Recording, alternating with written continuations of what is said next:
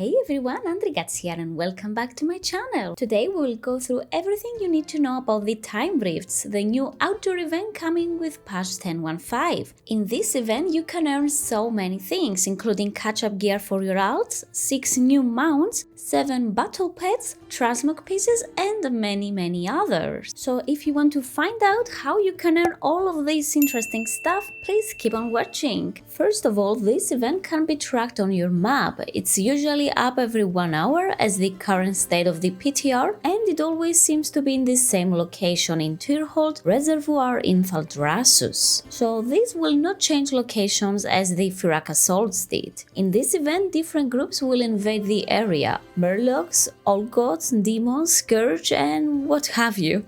Soridormi is the one you need to report when a time rift is up, and she will task you with different objectives. Some can be completed with others, for example when killing a powerful mob or clearing lots of ads, but others will be personal objectives. For example, you might need to complete a puzzle, pull some stuff out of the ground, easy stuff. But that means you need to be active throughout this event and you shouldn't go AFK. The tasks will last 8 minutes, and while completing those objectives you will get temporal essence, which fills a temporal essence bar. The more you fill the bar, which seems to be easier when there is more of you, the greater rewards you will receive. In fact, managing to reach 7,500 temporal essence will award you with an achievement. After 8 minutes of doing different tasks, a time portal in the center will open up and you need to go inside to kill a powerful boss, a fractured causality. Depending on the timeline, you'll face a different boss. We have 7 timelines in total, from which these invasions do come from.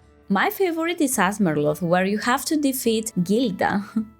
I mean, look at him, he's so cute. But, well, look at that HP as well. I don't know if this is a solo condet, if the portal is solo, but the boss has quite a lot of HP, which takes a bit of time to kill, if you do manage to kill him. For example, Lich King was impossible to kill, and yeah, that's right, we are actually killing Lich King, which is so awesome. But I mean, I couldn't kill him, he was doing so much damage. It feels like the boss is designed to be a 5-man group, but in any case, I hope that we can enter in a 5-man group or at least reduce its health pool so it's killable solo. From doing this event, you'll be able to gather Paracausal Flakes, a currency which can be used to buy different items. The good thing is that these flakes are farmable, and from what I understood, each time you kill a mob during an objective, you'll get 2 flakes. You get 20 flakes from completing every second objective, and there are 10 objectives in total, so you'll get 100 flakes for a full Time Rift run. In addition to that, each time you kill a fractured causality, you will also get 200 Paracausal Flakes. You will also get an X amount, we still don't know, from defeating a boss in Dawn of the Infinite. They currently drop only 1, but that's definitely gonna change. And the weekly chest will give almost 2k Paracausal Flakes. So yeah, you can basically keep farming mobs, objectives and killing the end boss to farm Paracausal Flakes and getting the rewards. Speaking of rewards, let's go through them. I know that's what you've been waiting for. Near Soridormi, you can find various vendors selling a bunch of items. Starting off from the left, She Everbreeze sells 402 veteran gear, which can be upgraded all the way to 424. This is a very nice catch-up gear for alts.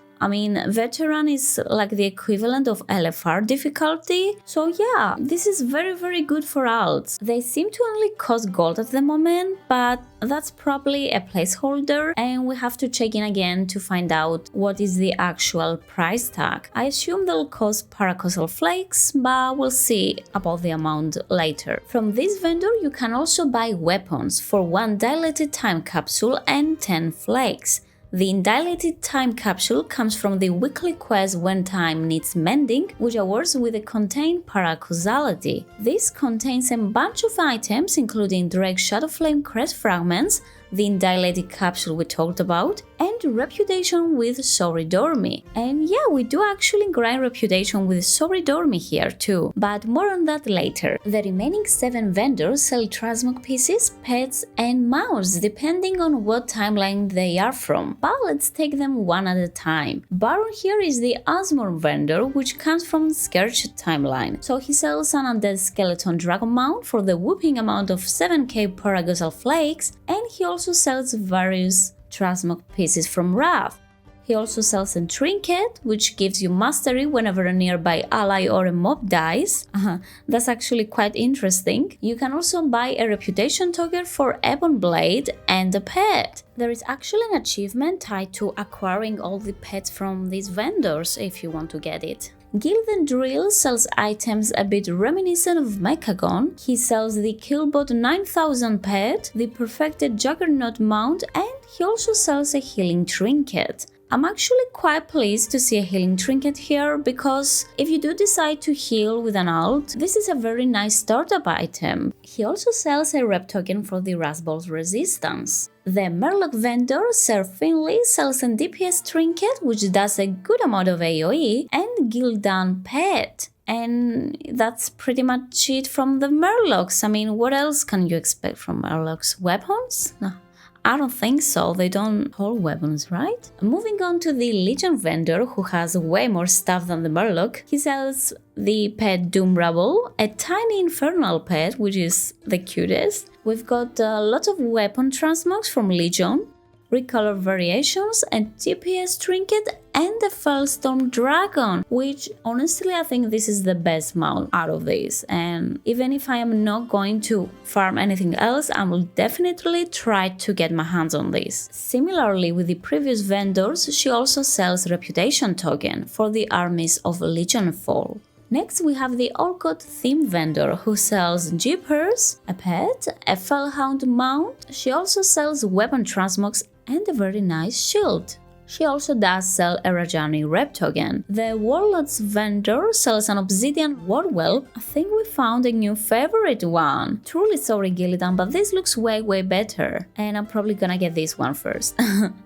We do also have faction-specific rewards. If you are a Horde, you're gonna get the Wolf Mount and the Red Axe, along with a full transmog set, which looks like this. And if you are an Alliance, you will get a Griffon, a Blue Axe, and this transmog set. The final vendor, Sorority, sells Titan theme stuff. We've got a pet, an Ethiopian tabard, which looks weird and I like it. There's also a few golden weapons, which look very cool. I mean, there's even an offhand weapon in the shape of an hourglass. Okay. And the mount is an albatross, which I don't really like, but hey, it's still a mount. I mean, people might want it for the collection. On top of that, we do also have another healing trinket. We also have the final transmog set you can earn from Time Rifts, which looks very good. And yeah, that's pretty much what we know about the rewards so far. These all probably will cost Paracausal Flakes, with the only exception of the weapons that also require a time-dilated capsule, which you can earn once per week. In addition to that, defeating the final boss every time has a chance to give you a reward from these vendors. For instance, I got the Cursed Blade of the Scourge, which, as you can see, it can also be bought with Paracausal Flakes. So I reckon the more times you kill the final bosses, the less items you'll have to buy with Paracausal Flakes, because you might see them drop.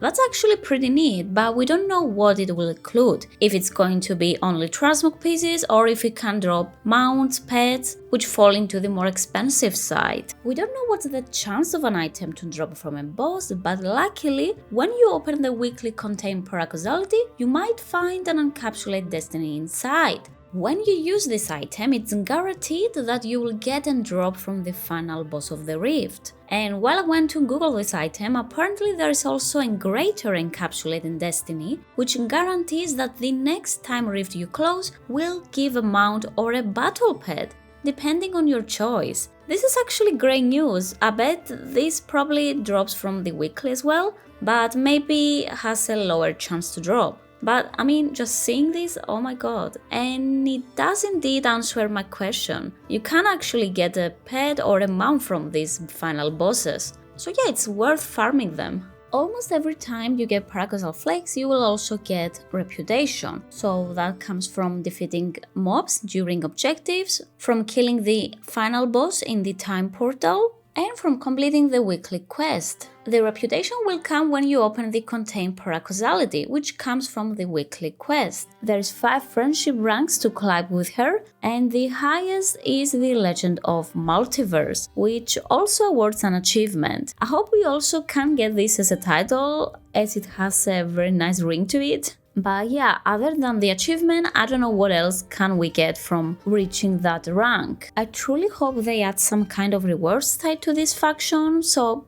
people can have an ulterior motive to grind rep with her. And that's pretty much it. That's all we know about the time rift so far. It's always fun when you go to Asmerloth and you find Alexstrasza, the Murloc version. She's so fun. My only hope is that it doesn't end up as Stormsure event, which honestly I did 1 or 2 times tops. It wasn't very appealing to me, and I bet it wasn't for many of you out there. It didn't seem worthy of my time, and I do hope this time is different, because I do want to go there with my alts or with my main. I think it could be very fun.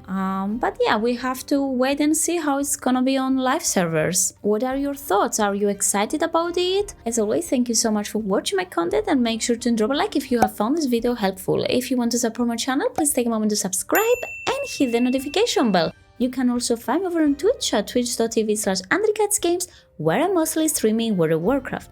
Good luck with whatever you're doing, and I will see you all on the next one. Bye!